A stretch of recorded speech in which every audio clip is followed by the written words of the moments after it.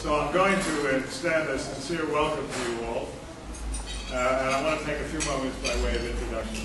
This is not a random, casual, New York-style type cocktail party, and it really isn't a birthday party, despite what the invitations may have said. As you see, it's a partial birthday party, but there's something else involved as well. And that other thing is a little difficult to explain. I'm not sure myself what it actually is or what it could be called. I recently lost two very close, long-standing friends. And Marlene and I were reading the extended obituary together, and we realized that for many of us, death comes before we have a chance to say thank you to the really important people in our lives. The obituary often praises its subjects, but doesn't obviously permit him or her to thank those who are offering the praise. The widows of my two friends are here with us tonight.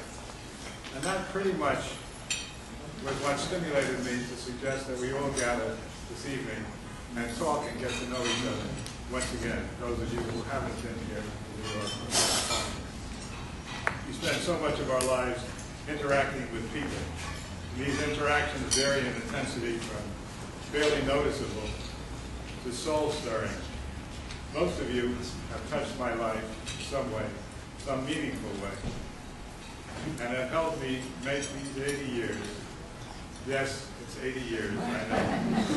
So wonderful. What I am, and the happy, productive life I am enjoying, is still large part based upon what you and those you represent have given me. I just wish that more of you critical interactives, as I like to call you, could be with us this evening. You may have traveled from very different places, from Los Angeles, Chicago, from Cleveland, Nantucket, Washington, Connecticut, and New York, but you all share something in common. Me. I'm the single character that unites you all. I have spent my life in whole or part with you, and others like you, some for a brief but special moment, a few, including my cousin Chad, who's here somewhere, for over 80 years, and my cousin Sidel, who's 14 years older than I am. 4 generations. We're talking about 4 generations, ranging in age from them to Iphigene, over there, who's 1. The age I was when my father took, yes, that picture is a picture of me. The invitation. Many of you have become very close personal friends as we met over these years, but friendship is not essential to the gift that I'm about to speak of. This evening provides me with an opportunity to deliver a very special message of gratitude to all of you while I'm still mentally competent and in reasonably good health. It's meant for you as well as those unable to join us here tonight. Therefore, as you can see, this is not a birthday party, but a thank you party. So please, all of you, accept my thank you for all that you have done and for being who you are. What you've done is all kinds of things. Some of you have played small but significant parts. Others have filled leading roles, but all of you were there when I needed you. I learned that a small act may be more potent and lasting than the most elaborate interaction we can have with the people that we live with. I hope in some way that I have been able to reciprocate in kind. I must first thank Hashem, our God, who has seen fit to bless me and my family beyond any reasonable expectation. My life started in Brooklyn, New York. I was the first child of Dr. and Mrs. Irving Brachfeld, who should have been awarded the Nobel Prize in child rearing. Since many of you here know them or knew them, there is no need for me to tell you about them here tonight. They were truly extraordinary people, and their efforts speak for itself. My brother and my niece here represent them as I do. My brother Daniel followed right after me. My cousins Ched and Sidel, he, my childhood mentor, she, my classmate, were there to greet me when I was born. They were small, they weren't talking much, but they were there. And I'm certainly pleased that they were here tonight, coming all the way from California. and from Silver Springs, Maryland, to be with us this evening. As I said before, Daniel followed right after me. I met him when he was 1. Not 1 year, not 1 month, not 1 week. When I say 1, I mean 1 hour. And I've loved him ever since. And then until now, he has always been my companion, my closest, longest lasting friend, and my confidant. And with his wife Carol, my Brachfeld family. Can you believe that Dan and I shared the same bedroom from when we were born until we graduated from college? That developed between us a sort of, what shall I call it, telepathic understanding that enabled us to speak to each other without using words. I can look at Dan and see him flick an eyebrow, or move his jaw, or change his position in bed, and know instantly whether he approves or disapproves or whatever it is, whatever ridiculous thing I've just done. And he does. In August of '02, at 75 years of age, I married my first wife.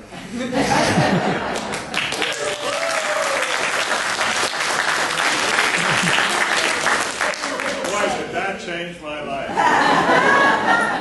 It brought me true love, the companionship of an extraordinarily brilliant woman, and total happiness. Marlene has made the last 6 years of my drama a really smash hit, and one that we all hope will have a very, very long run. The 6 grown and 5 grandchildren that came with this deal are really a special added attraction. In one moment, just imagine, I left from a childless bachelor, to a grandpa. My grandchildren call me grandpa. Can you imagine what that induces in me, the response that I feel when I hear them say so? All of you are either family, or you're a physician, a biologist, a dental surgeon, an attorney, a builder, a writer, an artist, an accountant, a businessman, a newspaper man, a financier, or the recently widowed spouses of Eduardo Cizman and Ed Sonnenblick. You're a remarkable mixture of people, considering the fact that there's a relatively few numbers of people here with us tonight. You represent almost every major profession in the United States. You're all identical, however, in one way. You care. And you're there to share people with your lives and with their lives. I've known many of you for a long time, others for a lot less.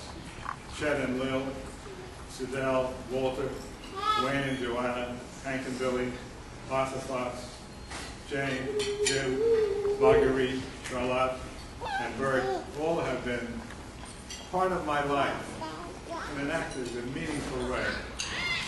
As I look out, I realize that once again, you are truly wonderful people.